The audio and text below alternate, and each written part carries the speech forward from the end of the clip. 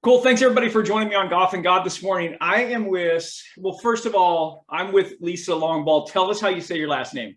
Vlooswyk. I know. This is what happened when I won my first national title. The media couldn't spell or pronounce my last name, so they wrote an article and nicknamed me Lisa Longball, and it's a moniker that's stuck ever since. So, oh, that's awesome. That's awesome. That's very cool. So, Lisa, 8-time national Canadian champion, long distance association tour champion. How did this all start for you?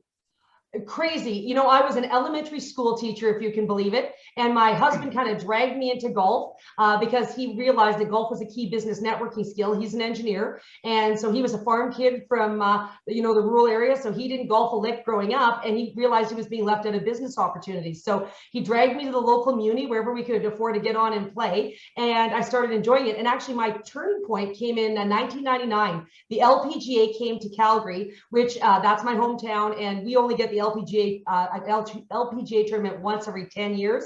So It was a huge deal. Yeah. And so I volunteered. I was a 30+ handicap. I couldn't break 100 to save my life, but watching the best female golfers on the planet inspired me to want to be better. So what did that look like for you? Wanting to be better? What was your next step? Yeah. Did you start taking lessons or what? Yeah, that's exactly. So I started taking lessons. I started practicing and taking it seriously. I entered my first golf competition in 2000. Then I was in like the mid handicaps, like I think it was like 13 to 40 plus. And I remember my first competition, I came near the end of the pack, but I was hitting it 80 to 100 yards over the rest of the field. And that's when I first realized that I was long. You know, I always played with men when I played with my husband, so I never really realized I was long until I started playing with just women. And then within a year, I got my handicap down to a 10, and I just qualified into our, what would be like your state amateur. And I qualified for that. And I was hitting it 50 to 60 yards by most of the NCAA players. And then that's when I saw an advertisement for a long drive competition and entered and won with a 316-yard drive with a set of clubs from Costco. So who knew, right? Oh, wow. So is some of this, do you feel like some of this is natural? The ability to definitely. No question. I absolutely credit my background as actually a gymnast. So I competed at the Canadian Championships in trampoline and tumbling before trampoline was an Olympic sport. So if you think about it, gymnastics is the basis of all sport. Balance, flexibility, strength, speed, explosive power, all transferable to golf. And I think that's just where that natural ability came to really take a good rip at it. Wow.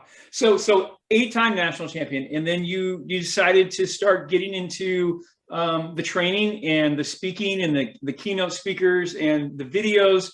How much of that gymnastics background, the flexibility, how much is that into your video? So if somebody goes on to lisalongball.com, how much of that plays into it? Interesting. So my very first lesson that I ever teach in any sort of a video series, stretching. I really believe that people can add distance and accuracy by taking just that little bit of time to stretch. And that all came from my gymnastics background. And just having that little bit of flexibility, because it's very easy, especially for our back muscles to become tight. So if we can start to feel loose and limber, make that good turn, I guarantee you're going to add yards to not just your driver, but every club in your bag. That's awesome. That's awesome. Very cool. So I had some pretty serious surgery about 2 years ago and abdominal surgery.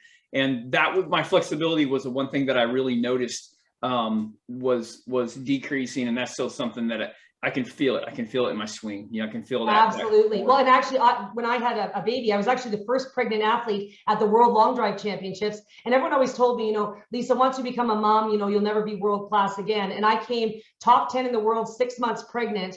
And I had my top finish ever after being a mom, but I actually ended up having a C-section, an unexpected C-section. Yeah. So I know of what you speak when you talk about the abdominal surgery. And if your listeners and viewers are interested in anything to add distance, really those oblique muscles, the turning muscles, anything that they can do to work on the oblique muscles, well, core in general, but the oblique muscles, I think a lot of golfers don't realize are a true key to adding distance to your game. Yeah, fantastic advice.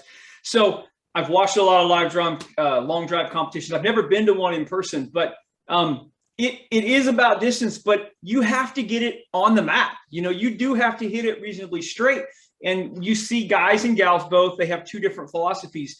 They hope to get 1 of 10 down the middle, you know, but then you see guys and gals with different philosophies. So talk to us a little bit about, because we're basically just talking to ordinary, you know, mid-handicap to low-handicap golfers who want to improve their game. But when they're having trouble keeping that drive straight, what are some basic fundamentals they can go back to? Oh, that is huge, because you're right. Like, I've flown all the way to Atlanta, Georgia to compete in a long drive competition, and I hit 6 out of bounds. Didn't matter if you're the longest one out there if you can't keep it in the grid. So accuracy is a huge thing. And so I work a lot with golfers from all my clinics I do across North America. And when you talk about keeping it straight, it's huge. I'd say that obviously the two biggest complaints is, I would say, number one, that amateur golfers slice the ball. And then also my lower handicap golfers, their bad move typically is a pull or a hook. And so my number one tip, we'll start with the slicing the ball, because that's, again, the number one. How do you keep it straight? How do you keep it in the grid? So I find if you're a right-handed golfer and you're hitting it right, of course, that's our slice. And of course, our lefties hit it left. A few things. Now, there's many things that can cause a slice, but I would say the two biggest things that can stop your slice today. Number one, grip pressure. On a scale of 1 to 10, if you're 2,364, you are going to hit a slice all day long. Why? Because when you have tight grip pressure, when you come through impact, it leaves your club face open, and you're gonna hit it out on a slice all day long. So my tip for any of your viewers and listeners, right before you take your backswing, take a deep breath out. Taking that deep breath out relaxes not only your grip pressure, but your forearms. And actually, tension is a club head speed killer. Tense muscles are not fast muscles. Loose, supple muscles, that's where the speed comes from.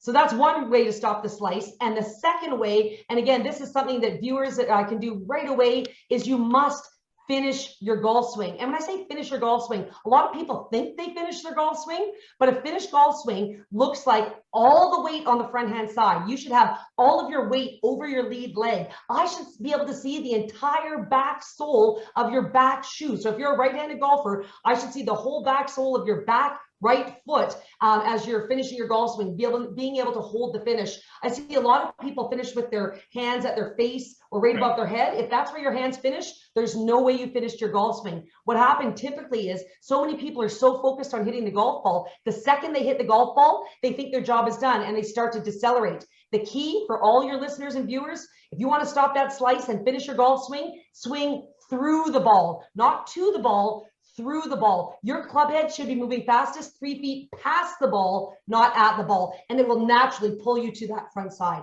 Nice. Yeah. Very cool. Very cool.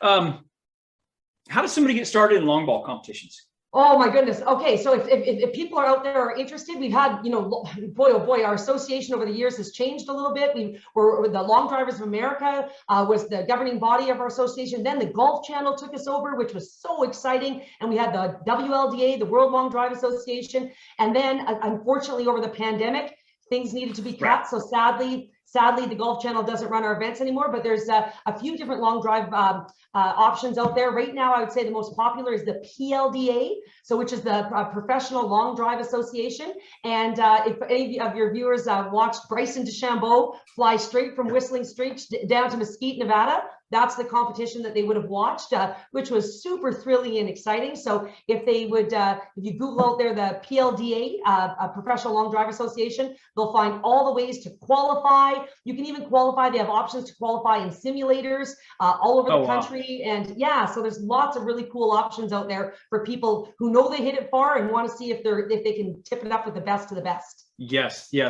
So LisaLongball.com, you have classes that you teach, you have videos that you teach. You always are out there doing speaking engagements. Let's talk about the speaking side a little bit. Let's talk about the mental side of the game, and also the mental side of life. When life just seems to be a little out of control and chaotic, and your ball of life is just going all over the course. Spiritually, we talked a little bit earlier about your spiritual life as a Catholic and as a believer. What are some practical things that you have done and you have used in the past to get yourself centered back on where you should be? Well, I think the key is that you need to believe there's a higher power. As I was training to become a school teacher, I was also a Sunday school teacher, and so you believe that. I love working with children and teaching them that there's a plan and that God has a plan for you. And I think if you believe that, I think I've learned so much more from my failures than I ever have from my successes. If you don't believe there's a higher power, if you don't believe that there's a plan out there, and you don't need to know what the plan is, but you just have to trust and have faith that plan is there. I think it's hard to get through those failures. For me, I've had times, like as I mentioned, when I flew to Atlanta and hit 6 balls out of bounds, I could have quit. I could have quit and thought, this is too hard. I'm not good enough for this. But I believe that was part of my journey, part of my plan. And, obviously my goal has been to win the World Long Drive Championships. My closest I've come, I came second in the world. I lost by 3 yards to a 5-time world champion. And I thought, well, wow, maybe this is it. Maybe this is as close as I could come. But, the last world championships just before COVID hit was to be my 20th world championships, was to be in 2020, which of course with COVID that didn't happen. But, I've just had faith. I believe that having that faith and having the belief that there is a bigger plan, and that knowing that we're learning from every single step and lesson, that every failure, every misstep, but that we also need to take control of it too. So for instance, when I have those losses, it's like, okay, well, what could have I done better? Did I train enough? Did I see my coach enough? It's easy to blame other people or blame, I didn't get a good bounce or a good roll or this, but we have to look back at ourselves. What more can I do to help make this plan happen? There you go. Very cool. Very cool. Well, Lisa, if someone's go to your website and they're looking at their videos, what are your top 2 videos that you would recommend for the person? Let's just say for the avid golfer who's looking to improve their game.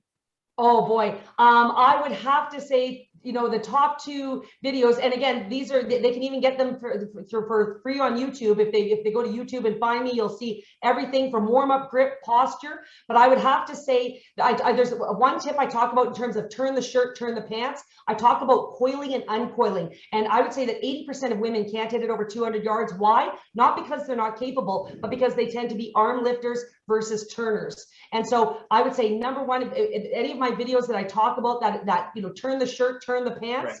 So the winding up and unwinding. I've had people reach out to me this past year and a half over the pandemic saying, oh my gosh, Lisa, I added 30 yards to my drive. I've dropped 10 points off my handicap, all from that one simple tip. And another one, I'd say the second most important one is brush the grass. So I do some videos on brush the grass. Again, you can find them for free on YouTube. But when I talk about brush the grass, or contact with your irons, that's probably what you'll see on my YouTube. Mm-hmm. And what I talk about is that when people cold top it or hit it thin, they think what's happened is that they've lifted your head. You haven't lifted your head. You've come out of your posture. So your whole torso is lifting. So I give tips on how you can make sure you keep your torso steady, and it has nothing to do with lifting your head, because how many times have we been out there and, you see someone cold top it, and typically it's a lady and their spouse will say, oh, honey, you lifted your head. And, oh no, divorce open.